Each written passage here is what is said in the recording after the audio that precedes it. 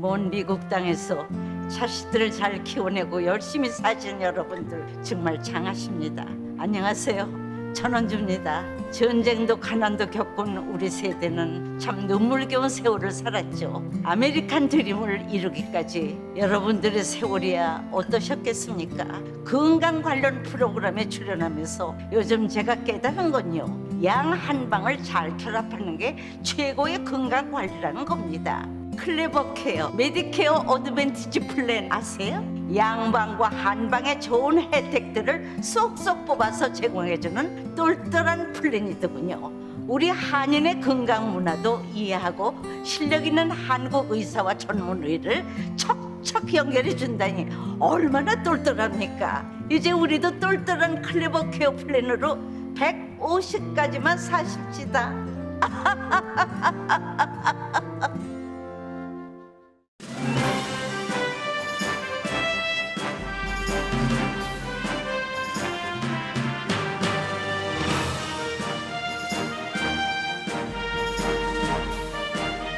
새로운 계절 가을, 행복하고 좋은 일들만 가득하시길 라디오 서울이 응원합니다.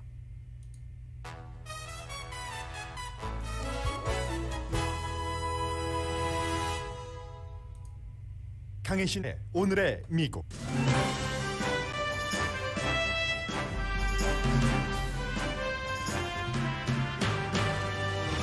바이든 대통령과 민주당은 의회가 재난기금과 아프가니스탄 난민 돕기 기금을 마련하기를 원하고 추진 중입니다. 공화당은 반대합니다. 캘리포니아 주지사 소환 선거 캠페인의 핵심 장소가 교회가 됐다고 로스앤젤레스 타임즈가 보도했습니다. 대면 예배 금지와 낙태 반대 이슈로 복음주의 교회가 공화당 후보를 지지하는데 LA 타임즈는 기도와 공작 정치라고 제목을 붙였습니다. 아프가니스탄 정권을 잡은 탈레반이 궁궐을 점령한 날 도망친 아프가니스탄 전 대통령이 국민들에게 사과 성명을 발표했습니다. 자신의 도망침이 아프가니스탄을 대혼란에서 구하는 유일한 길이었다는 주장입니다. 탈레반은 100% 남자로만 아프간 정부를 구성했고 총리와 내무장관 내정자는 유엔과 미국이 테러리스트로 지목한 인물입니다. 세계에서 두 번째로 카톨릭 인구가 많은 멕시코의 대법원이 코아윌라주의 낙태 불법화가 우연이라고 판결했습니다. 이 주는 텍사스와 국경의 3분의 1을 같이 맞대고 있습니다. 코알라주에서는 최근 미국 텍사스주에서 시행하는 것과 비슷한 낙태 금지법을 시행해 왔습니다. 휴스턴 병원에 이어 디트로이트 병원 직원들도 백신 접종을 의무화하는 병원 시스템을 고소했습니다. 연방 차원의 백신 접종 의무화가 없는 지금 민간 기업이 백신 접종 의무화를 하면서 고초를 겪고 있습니다. 재정이 허락하는 회사는 의료 컨설턴트를 영입하기 시작합니다. 캐시어 없는 홀푸드 스토어를 캘리포니아주와 워싱턴 DC에 오픈한다고 홀푸드의 모회사 아마존이 오늘 밝혔습니다. 여러분 안녕하십니까? 오늘의 미국 강혜신입니다. 오늘 예정에 없이 지금 바이든 대통령이 제가 여러분들께 헤드라인 뉴스를 전해드리는 바로 그때의 어떤 연설을 백악관에서 하기 시작했습니다. 경제에 관한 연설인 것 같죠? He understood what had happened to workers in this country, like you do. 네, 어떤 한 인물을 얘기하고 있는데 결국은 미국의 경제와 일하는 사람들에 대해서 잘 이해하고 있다. 많은 여러분들처럼 하고 얘기하는 것으로 봐서는 노조에 관한 누군가를 어떠한 영웅시하고 또 누군가의 역할을 굉장히 높이 평가하는 그런 연설로 보입니다. 제가 왜 여러분들께 지금 이 대통령의 이 일종의 리마크스라고 말씀드릴 수 있겠는데요. 이런 것들을 완전한 계획에서 예정 대통령 스케줄표에서 확인하고 있지 못했고 또 대통령이 연설을 시작한 시점에는 이미 어느 정도 말을 했지만 그래서 놓친 부분이 있겠죠. 그럼에도 불구하고 여러분들께 이 내용을 대통령의 음성을 잠시 전해드리는 데는 분명히 이유가 있습니다. But he also understood the future. I think he understood who built this country and the tools that were 네, 미국의 그 미래, 경제에 대한 미래도 그는 이해하고 있었다. 중간에 그가 누구인지는 나오겠죠. 왜 제가 내용을 잘 모르면서도 이 내용을 여러분들께 전해드렸냐면은 오늘 지금 이 대통령의 연설은 그 연설 내용 자체가 중요하다기보다는 이제 시선을 여러 가지에서 돌리고 싶은 겁니다. 아프가니스탄에서 미군 철군을 했고 그리고 이 코로나 바이러스에 대해서는 사람들이 아주 피곤해합니다. 어떤 뉴스를 들으면 바이러스 거의 지나가는 것처럼 하고 그리고 오늘의 미국을 들으신다면 아직 바이러스는 지나가지 않은 것이 분명해 보인다. 지나갔더라도 잠시일 가능성이 높다라고 말씀을 드리고 있습니다. 그러니까 많은 사람들이 굉장히 그 피로해하죠. 그런 것들을 하나로 뭉쳐서 처음에는 이 코로나 바이러스에 대한 대통령의 직무 능력에 대한 지지도도 굉장히 높았습니다. 그 높았던 것이 많이 떨어졌죠.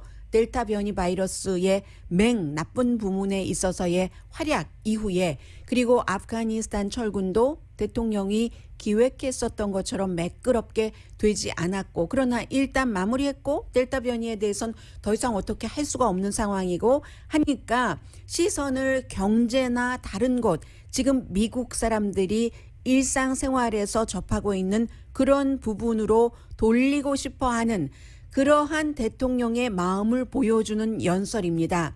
계속 얘기를 하고 있죠. 지금 방금 전에도 제가 이쪽으로 이어폰으로 들으니까 월스트리트이 미국 보통 사람들을 대변하지 않는다. 월스트리트에서 주가가 아무리 많이 오른다고 해도 많은 사람들의 생활에 아무런 영향을 미치지 못한다라는 연설을 했는데 이게 조셉 바이든 자신 미국 대통령은 미국의 보통 사람을 위해서 일하고 있다 하는 것을 알리고 싶어하는 그런 그 어떤 일종의 그런 그 행위, 요식 행위라고 말씀드릴 수도 있겠네요.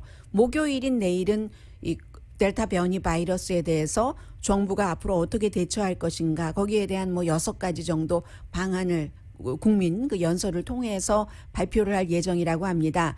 어제도 마찬가지였습니다. 지금 미국의 이제 그 어떤 그 이슈, 탑 이슈의 변화를 여러분들께 말씀드리고 있는데 뉴저지주와 그 뉴욕주에 가서 허리케인 아이다가 아주 열대성 저기압으로 약해져서 수십 명이 숨지고 굉장히 지금 뭐 복구 작업 같은 것을 시작을 했죠. 거기서 대통령도 역시 결정적으로는 기후 변화에 대한 이슈를 들고 나왔습니다. 기후 변화 코드 레드다. 레드라는 색깔은 미국에서 굉장히 위험한 것을 뜻하잖아요. 기후 변화가 코드 레드다. 미국뿐만이 아니라 세계가 위험에 빠졌다. 그렇기 때문에 루이지아나부터 점점 북상을 해서 해안에서 내륙에 이르는 지역까지 뉴욕시티에서까지 이렇게 많은 인명피해와 재산피해를 냈다라고 얘기를 하면서 의회가 행동을 해야 된다고 강조를 했습니다. 워싱턴 포스트에 얼마 전에 그 리포트를 인용을 해서 지금 미국 사람들의 거의 3분의 1이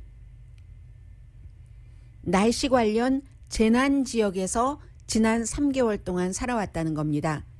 캘리포니아도 마찬가지죠. 여기저기서 산불이 났기 때문에 공기도 좋지 않고 그리고 이제 홍수, 허리케인, 토네이도 피해를 입는 곳에서 있었던 곳에서 3개월 동안 생활했었던 사람이 미국 사람들의 그 지역적인 땅덩어리로 볼 때 3분의 1이 된다는 워싱턴 포스트의 보도를 인용을 해서 얘기를 하면서 증거는 분명하다는 거죠. 인간이 만든 것을 포함해서 기후변화가 일어나고 있는데 우리 삶과 경제의 기후변화가 극박한 위협이다. 코드 레드다 라고 얘기하면서 이것보다 더 좋아질 수는 없다. 선택은 2가지인데 더 나빠지도록 아무 일 안 하고 있을 것인가? 아니면 이 현 상태를 유지하면서 좋게 끌어올릴 수 있는 부분적으로나마 끌어올리는 것인가? 이것은 이제 선택의 몫이고 의회에서 기본적으로 정치인들이 돈으로서 선택을 해줘야지 된다. 이런 얘기를 했고요. 더불어서 아프가니스탄에 이제 미국 사람들이 아프가니스탄 사람들 미군과 나토군을 도왔었던 그런 사람들이 적어도 5만 명 이상이 들어올 텐데 지금 미국의 국무장관은 뭐 카타르에서 탈레반을 만나고 탈레반 뭐 본부가 거기도 있으니까요. 그리고 지금은 독일에서 역시 아프가니스탄 정권을 잡은 탈레반과 만나서 여러 가지 아프가니스탄 사람들, 미국 사람들 아직도 100여 명 아프가니스탄에 있다고 하죠. 구조해내기 위한 여러 가지를 타협, 협상을 하고 있는데 그 아프가니스탄 난민들이 미국에 이렇게 들어오는 거, 미군 기지가 독일에 크잖아요. 독일에도 굉장히 많은 사람들이 지금 있습니다. 그 사람들이 돌아와서 미국이 주도한 전쟁에서 결국은 나라를 버리고 나라를 등지고 미국으로 올 수밖에 없었던 사람들을 어떻게 하면은 장기적으로는 이 사람들을 그냥 무작정 돕는다는 게 아니라 미국의 그 정신이 많이 들어가면서 미국에 공헌을 하도록 아이들은 교육을 시켜야지 되고 당장 먹을 것을 줘야지 되고 하잖아요. 그 같은 기금도 의회에서 만들어내야지 된다 하는 그런 요청을 했습니다. 140억 달러를 그 허리케인 그 재난 기금으로 요청을 했고요.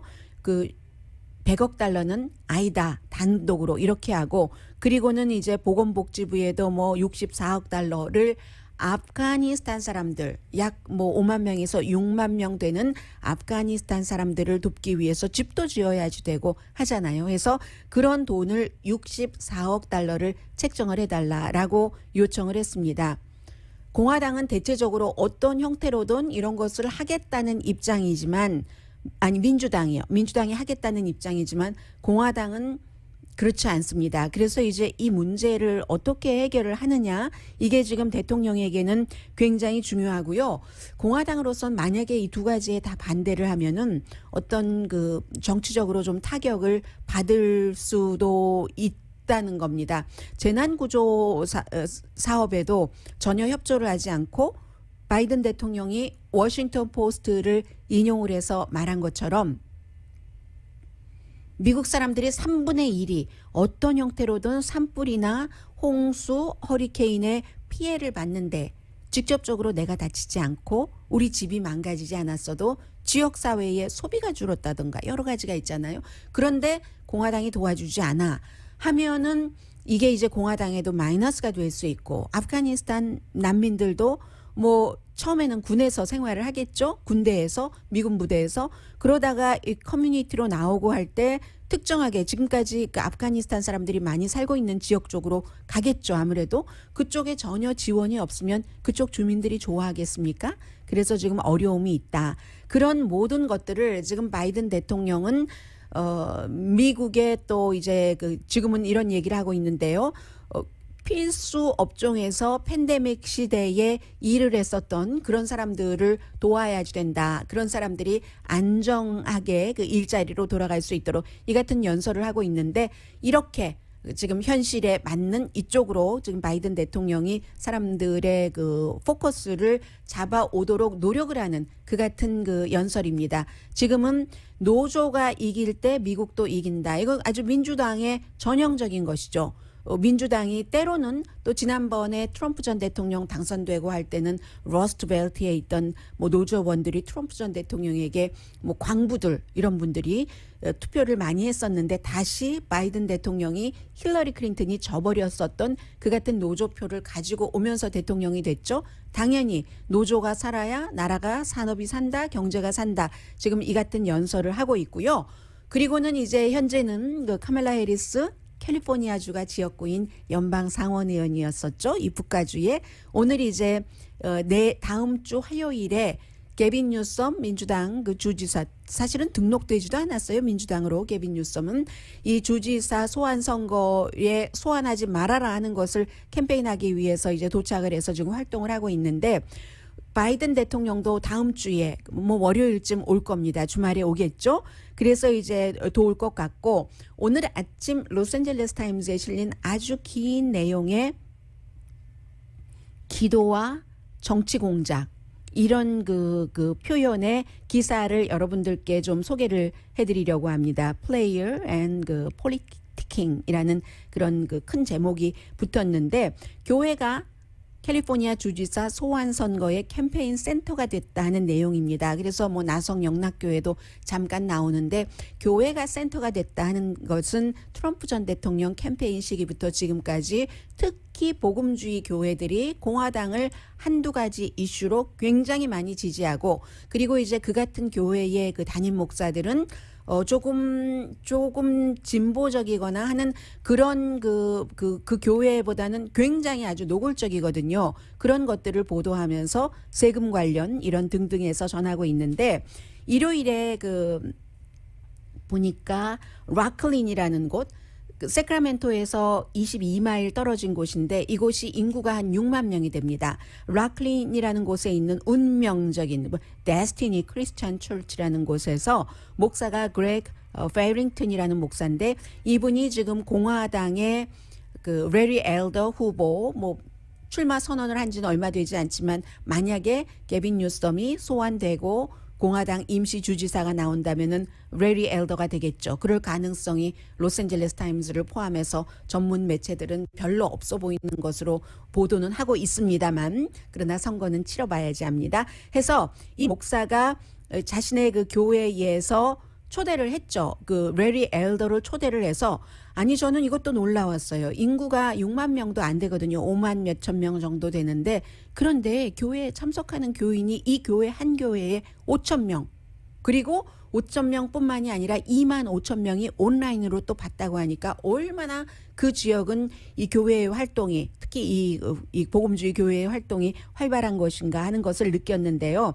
애국심, 윤리, 영적 의무 이런 것들을 공화당의 그 레리 엘더 후보가 강조를 했고요. 그런 것으로 캘리포니아를 고치겠다는 겁니다. 총기는 가져야지 마땅하다고 하고 때로는 그 여자 친구의 주장에 따르면 그 총기로 본인을 위협했다고 하고 낙태는 절대로 금지시켜야지 된다. 그러니까 절대로 허용해서는 안 된다. 본인이 주지사가 되면 낙태 반대에 앞장서겠다라고 하는 공화당의 후보입니다.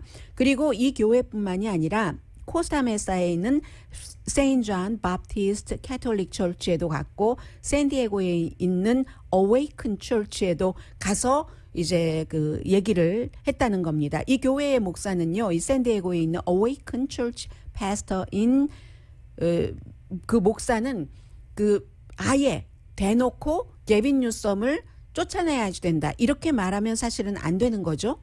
원래로 따지고 보면은 뭐 교회와 정치의 분리뿐만이 아니라 교회는 비영리 재단으로 등록돼 있기 때문에 세금 감면 혜택을 받아서 정치에 영향력을 주는 것을 하면은 안 되는데 이 목사는 계속 이렇게 합니다. 그리고 이런 것도 트럼프 전 대통령 시대에 그것을 아주 좀 쉽게 뭐 그래도 되도록 해놨기 때문에 점점 더 교회에서의 노골적인 이런 그 목사들의 반응이 강해지는 겁니다.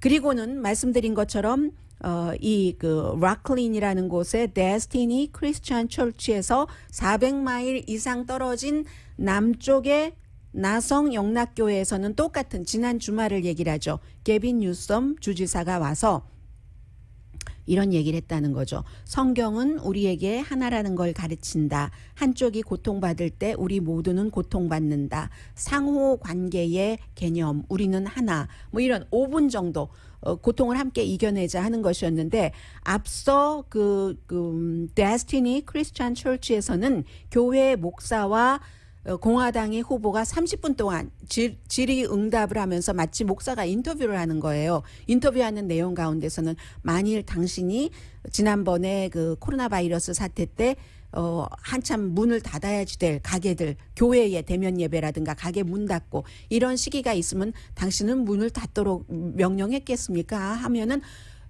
아니라고. Of course not. 다 문 열어야지. 교회 대면 교회 갔었어야지 되고 다 장사했었어야지 됐지. 이렇게 답변하는 거. 그럴 때 그 교회의 교인들이 와 하면서 너무 좋아했다는 겁니다. 아무튼 이런 곳이에요. 그래서 나성 영락교회에서는 간단하게 그 목사가 개입한 것은 아니고 가신 분들은 아시겠네요. 저는 그 설교를 못 봐서요.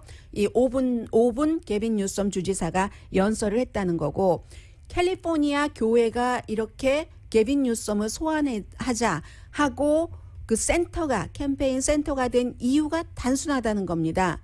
코로나 바이러스 시대에 대면 예배를 금지해서 또는 낙태 반대 이런 것들 때문에 그래서 처음에 캘리포니아 주지사 게빈 뉴섬을 소환할 때 기금이 필요하지 않았겠어요? 그때도 기금 50만 달러가 오렌지 카운티의 기부자에게서 나왔다는 것도 로스앤젤레스 타임즈가 설명합니다. 존 크루거라는 분인데 이분은 뭐 잠언 3장 그 구절을 인용을 했어요. 뭐 내 재물과 내 소산에 처음 익은 열매로 여호와를 공경하라. 그러면 내 창고가 가득히 차고 뭐 그런 거 있잖아요. 내 즙들에 그 포도즙이 넘치니라. 뭐 이런 것들을 얘기를 하면서 문 닫게 했다고.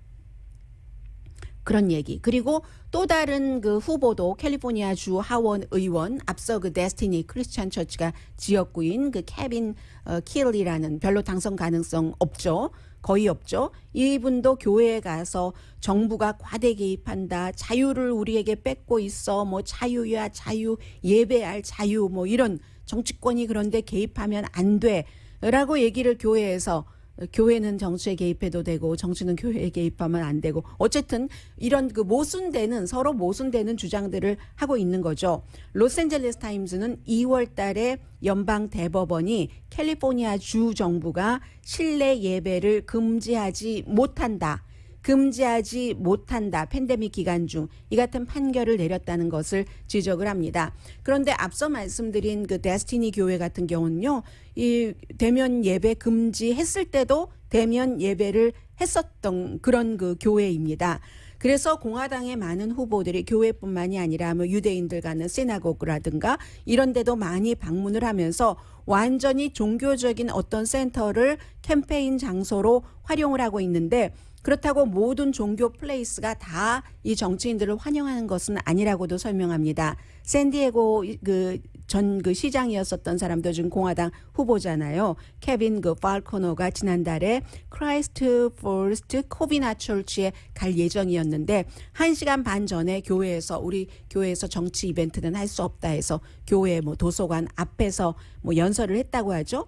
이게 다 국세청이 제안하는 501 C3 여기에 따른 겁니다. 비영리 재단은 그런 정치 활동을 할 수 없다. 세금 감면 해주는 대신 이런 것 때문에 신경 쓰는 곳도 있는데 사실은 이게 교회에 대해서는 추적을 지금까지 거의 안 해왔습니다. 그런 이유로 뭐 정치인이 와서 연설했다고 교회가 다시 세금을 내야 되고 이런 일은 미국 역사상 없었습니다. 그런데 아무튼 최근에 흑인 교회라든가 흑인 개신교회겠죠. 아니면 여기서는 이제 앞서 말씀드린 데스티니 크리스찬 처치와는 반대되는 그런 형태로 이 캠페인을 많이 할 수도 있을 테고 유대인 커뮤니티도 이렇게 정치 활동을 많이 하게 됐다는 겁니다. 그래서 이제 많은 정치인들이 가서 교회에서 많이 하고 있는 얘기 가운데서 뭐 자만이래요. 잠언 뭐 29장 2절 같은 뭐 그런 얘기들 뭐 의인이 많아지면은 뭐 백성이 좋고 그렇지 않으면 악인이 많으면 백성이 뭐 피폐해진다 이런 뭐 솔로몬의 지혜 같은 이런 것들을 얘기를 하면서 교회에서 크리스찬이 개입을 해야지 된다. 아니 정치와 교회를 분리해야지 된다고 이 얘기가 바로 앞서 말씀드린 데스티니 크리스찬 철치 목사의 얘기예요. 우리 모두 책임이 있기 때문에 정치 참여해야지 된다. 9월 14일에 2가지 질문을 하는데 본인이 이제 직접적으로 정치적인 말을 하는 것은 빼면서 게빈 뉴섬을 뭐 어떻게 하고 내가 말하지 않았어요. 여러분이 얘기했어요. 교인들에게 말하도록 유도하면서 이런 일들이 캘리포니아 주에서 지금 일어나고 있는 기도와 로스앤젤레스 타임즈 표현에 따르면 정치 공작이다. 근데 그럼에도 불구하고 지금 교회에서는 이런 일들이 많이 일어나고 있지만 뭐 어제도 말씀드렸습니다. 현재로서는 게빈 뉴섬 주지사가 소환될 가능성이 높지 않다라고 말씀드리는 게 정확할 것 같은데요.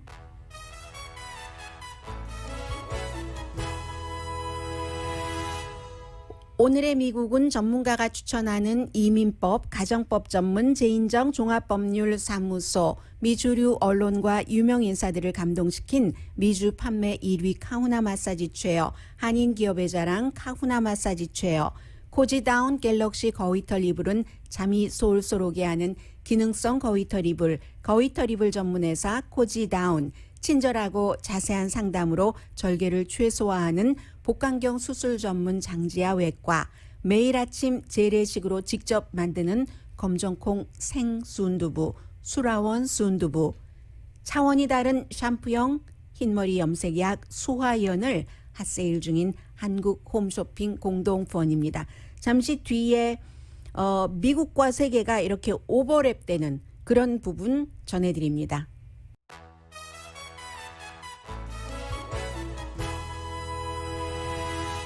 라디오 서울 방송 오늘의 미국 듣고 계십니다. 오늘 아침에 그 버지니아주의 로버트 리 장군 동상 내려지는 걸 봤더니 너무 크니까는요. 그게 이제 뭐 60피트 정도 된다고 하니까 둘로 쪼개서 밑에 이제 단이 굉장히 높더군요. 둘로 쪼개서 제거하는 것을 봤습니다. 이로써 131년 된 동상이 내려졌고요. 그런데 아직도 미국에 이 같은 상징물이 뭐 1600개 거의 1700개 정도는 있다고 하고 최근에 한 300개 정도가 내려졌습니다. 뭐 예를 들어 2015년도에 백인이 흑인 교회에 가서 뭐 상원의원도 쏘고 교인들 많이 숨진 그때부터 시작해서 지난해 이제 조지 플로이드가 숨지고 나서 이 같은 것들 내림이 활발해졌고요.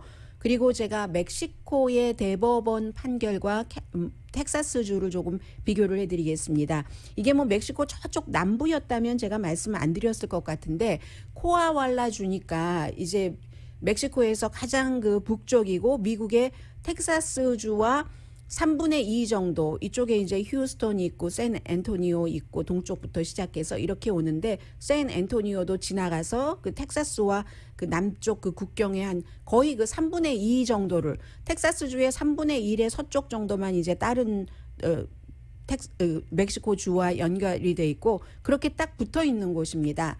그래서 이제 말씀을 드리는데 어제 연방 대법원이 이 멕시코의 코아윌라주의 낙태법이 위헌이다라고 판결을 했거든요. 낙태법 내용은 여성이 낙태를 저지르면은 뭐 불법으로 저지르면 아주 예외만 있는가 봐요. 그러면은 최고 감옥 3년형에 처해진답니다. 그리고 낙태를 도운 사람도 감옥에 갈 수 있는 그런 것이 위헌이다라고 판결을 하면서 이 판결이 이제 미국 텍사스와 국경을 접하고 있어서 중요하지만 멕시코는 세계에서 카톨릭 인구가 낙태와 연관돼서 낙태를 허용하지 않는 그런 카톨릭 인구가 두 번째로 많은 곳입니다. 브라질, 멕시코, 그다음에 이제 세 번째가 아시아로 가서 필리핀 이렇게 돼 있잖아요. 그래서 세계에서 카톨릭 인구가 그렇게 많은 그것도 이제 큰 주죠. 북부에. 여기서 이런 판결이 나왔고 그럼 쫙 번진다는 얘기가 되잖아요. 라틴 아메리카까지. 다 카톨릭 국가 뭐 과테말라 이런 데까지 갈 수 있다. 아르헨티나는 안 그러겠어요. 쿠바는 안 그러겠어요. 그런 형태이기 때문에 이게 굉장히 중요한 것이고 이태리나 미국보다도 멕시코가 카톨릭 그 인구가 훨씬 많습니다. 뭐 프랑스는 물론이고요. 콜롬비아, 폴란드보다도 훨씬 많은데 해서 어제 그 대법원장이 뭐라고 얘기를 했냐면 이건 정말 여성의 권리, 임신한 여성의 권리에 대해서 분수령이다라고 표현을 하고 있습니다. 멕시코의 카톨릭 교회는 하지 말아라 엄청 압박을 넣었었죠.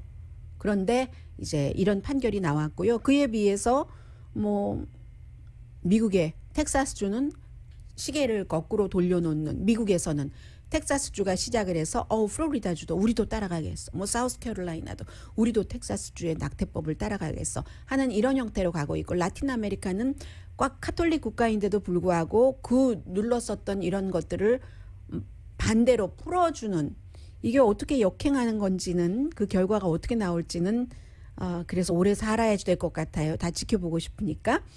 그리고는 지금 바이든 대통령은 여러 사람을 시켜서 탈레반 눈치도 보면서 미국 사람이나 아프가니스탄 사람 가운데 미국을 정말 도왔는데 절대로 탈레반 정권 아래서 살기 힘든 또 그 사람들을 도와야지 되는 그런 사람들을 빼나와야지 되기 때문에 탈레반 눈치를 봅니다.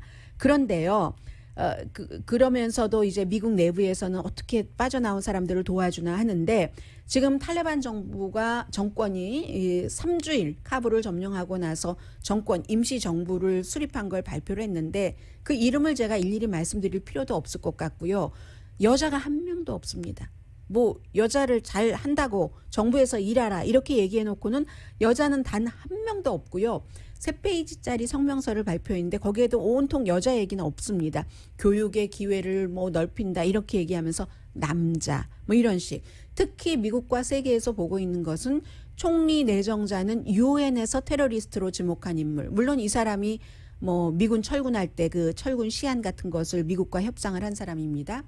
내무장관 그 지정자는 내무장관 자신의 이름을 딴 어떤 네트워크가 있어서 그동안 무슨 뭐 암살단을 만들고 뭐 전 대통령 하미드 카르자이도 전 대통령이죠.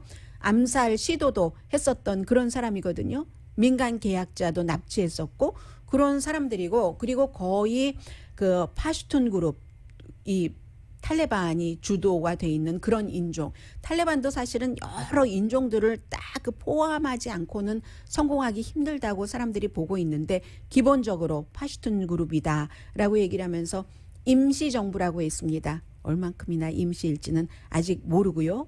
샤리아법, 그 혹독한 남의 물건을 훔치면 절단을 하고 죄를 저지르면 남들이 보는 앞에서 교수형에 처하고 뭐 이런 것들을 하겠다는 거예요. 조금 순화했을지 모르지만. 그리고 아프가니스탄 땅은 절대로 외국인 어떤 나라가 우리를 목적으로 이 안에서 활동할 수 없다는 것을 강조를 했고요.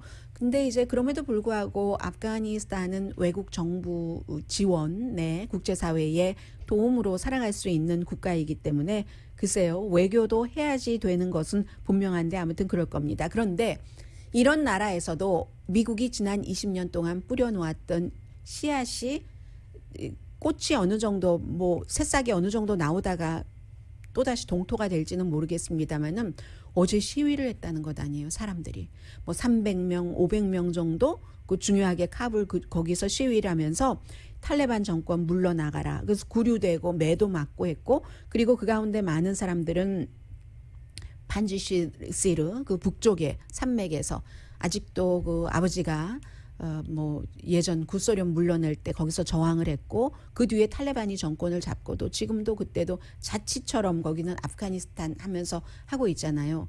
여기를 지금 탈레반은 점령을 했다고 하는데 시위대는 그 사람들을 그 저항 세력들을 계속 그 저항 운동하는 사람들을 계속 지지하는 어제 시위대가 그런 얘기를 많이 그 했었다고 해요.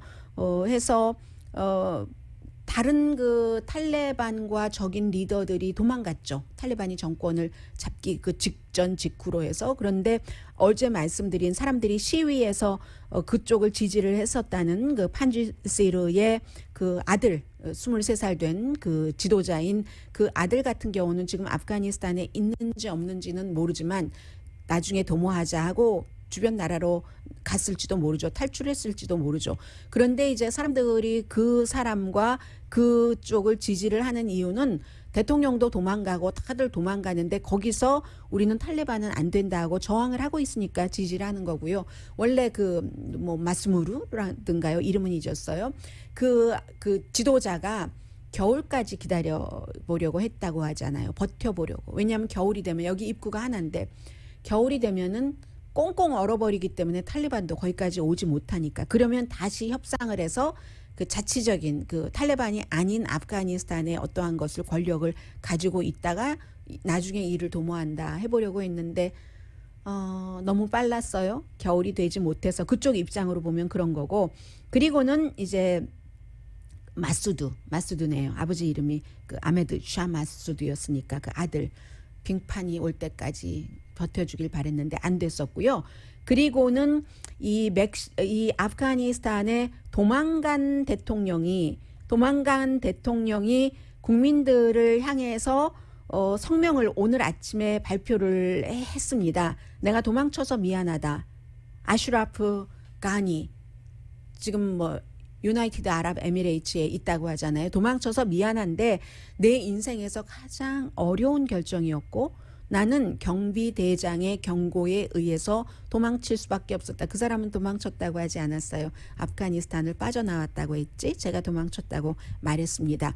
내가 그렇게 도망치지 않았다면 1990년대 구소련이 나가고 나서 뭐 88년, 89년 이때 나갔으니까 나가고 나서 또 탈레반과 그 밖의 부족들이 싸우면서 아프가니스탄에서 피싸움이 있었죠. 그때처럼 거리에서 피싸움이 있어서 한 아프가니스탄 국민 4천만 명 조금 안 되는데 3천 몇백만 명인데 그 가운데 600만 명은 숨졌을지도 몰라. 그걸 내가 구했어. 뭐 이런 식으로 미안하다면서 도망간 대통령이 그런 얘기를 하면서 나는 절대로 돈은 안 갖고 나왔다. 아프가니스탄 국민 돈은 안 갖고 나왔다 하면서 부패도 내가 물려받은 유산이었다. 전 정권에서. 그걸 내가 깨끗하게 하지 못해서 그건 정말 미안하고 유감이다. 번영과 안정 없이 전임 대통령들처럼 아프가니스탄에서 나의 마지막 레가시를 하게 돼서 미안하다. 사과한다. 다르게 만들지 못해서 이렇게 얘기를 하지만 지금도 나는 아프가니스탄 사람들을 떠나지 않았고 마음만은 아프가니스탄에 있다. 뭐 이런 얘기. 또 사과 성명도 탈레반 정권이 완전히 구성되고 나니까 그제서야 사과하는 얘기도 했고요. 아무튼 이런 일들 미국도 계속 지켜보고 있겠죠. 잠시 뒤에 코로나 바이러스와 연관되고 또 경제 뉴스 전합니다.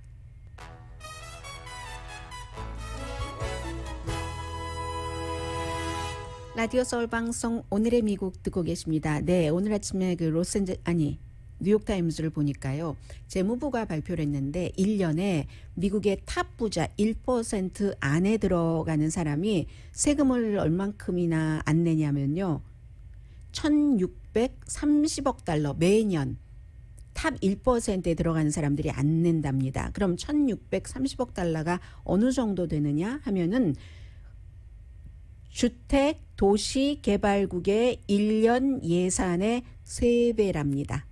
그걸 탑 부자들이 안 낸다. 그렇기 때문에 이제 바이든 대통령이 오늘도 아까 연설하는 것 보니까 기후 변화요.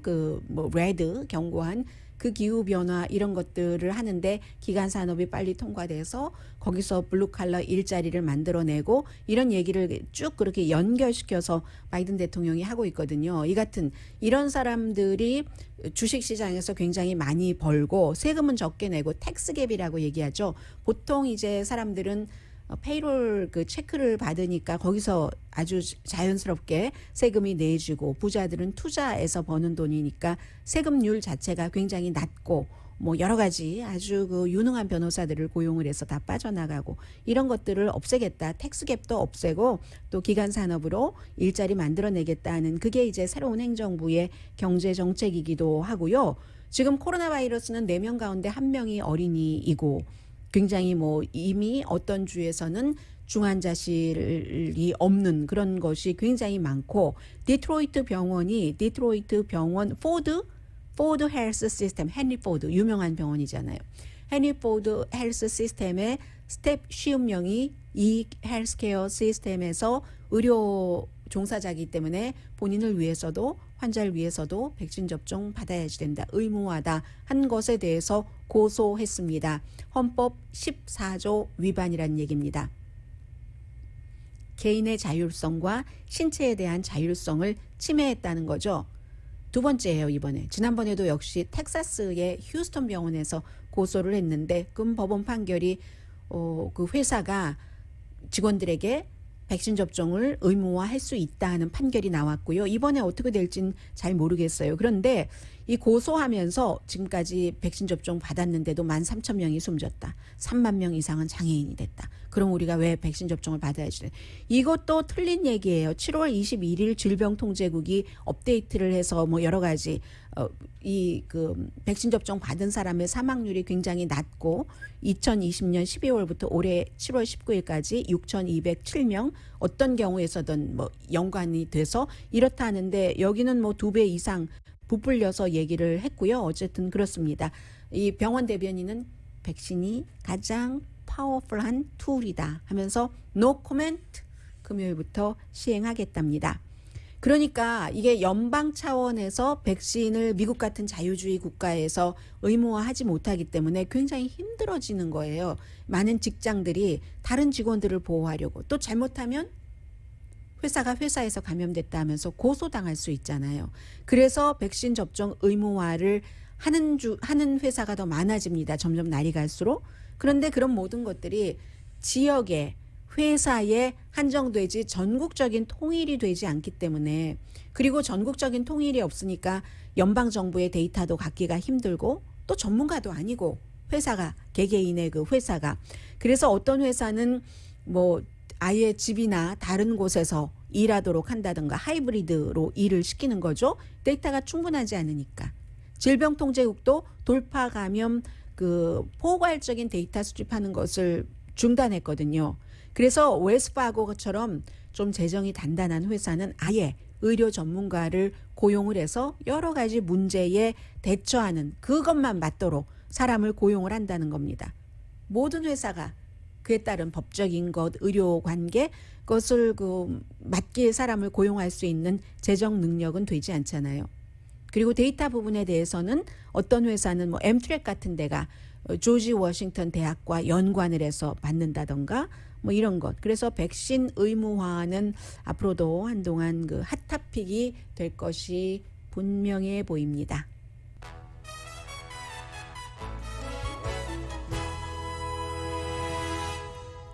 라디오 서울 방송 오늘의 미국 듣고 계십니다. 아마존 스토어는 있었어요. 이제 캐시어 없이 본인이 직접 지불하고 나오는 그 스토어 이름이 Fresh and Amazon Go 스토어였네요. 그런데 완전히 정말 그 캐시어가 없는 테크놀로지를 개발을 한 거죠. Just walk out. 그냥 걸어 나가세요 하는 테크놀로지라고 하는데, 손님이 뭐 줄 설 필요도 없이 그냥 들어갈 때 한번 뭐 데비카드를 입력을 시킨다던가, 아니면 이 아마존이나 홀푸드의 앱을 입력을 시키면 뭐가 이렇게 집으면 뭐 연결이 다 되겠죠. 어떤 형태로든 그런 카메라와 센서로 무엇을 잡아서 장바구니에 넣었는지, 넣었던 것을 뽑았는지 이런 것까지 다 잡아서 한답니다. 들어갈 때 이제 QR코드 같은 것, 요즘에 식당 가면 딱 찍어서 메뉴 보는 이런 것으로 한다는 얘기거든요. 결국은 이 큰 회사가 제일 처음에 아마존이 홀푸드를 그 인수했었을 때가 2017년이거든요. 근데 이것을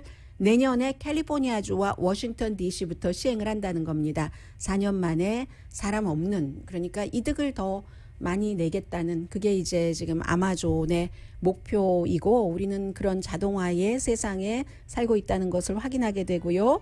오늘의 미국은 전문가가 추천하는 이민법, 가정법 전문 제인정 종합법률사무소, 미주류 언론과 유명 인사들을 감동시킨 미주 판매 1위 카후나 마사지 체어, 한인기업의 자랑 카후나 마사지 체어, 코지다운 갤럭시 거위털 이불은 잠이 솔솔 오게 하는 기능성 거위털 이불, 거위털 이불 전문회사 코지다운, 친절하고 자세한 상담으로 절개를 최소화하는 복강경 수술 전문 장지아 외과, 매일 아침 재래식으로 직접 만드는 검정콩 생순두부 수라원 순두부, 차원이 다른 샴푸형 흰머리 염색약 수화연을 핫세일 중인 한국 홈쇼핑 공동폰이었습니다. 10시에 좋은 아침, 좋은 하루 방송됩니다. 세상은 그렇게 자동화가 돼도요. 미네소타의 장터 스테이트 페어에서 50년 동안 아주 그 추운 곳에서 버터로 그 공주 있잖아요. 그 공주를 조각한 사람이 79세가 돼서 50년 만에 은퇴하게 된다는 올드 스토리도 있습니다. 강희신이었습니다.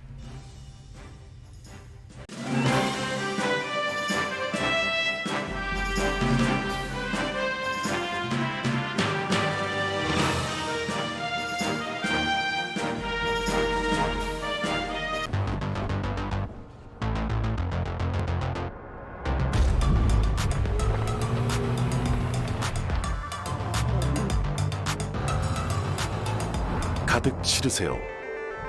원하는 건 무엇이든 초대형 그림도 거뜬하죠. 언제나 기아 카니발 MPV는 자신있게 말합니다. 당신의 다음 도전은 무엇인가요? 기아 카니발 MPV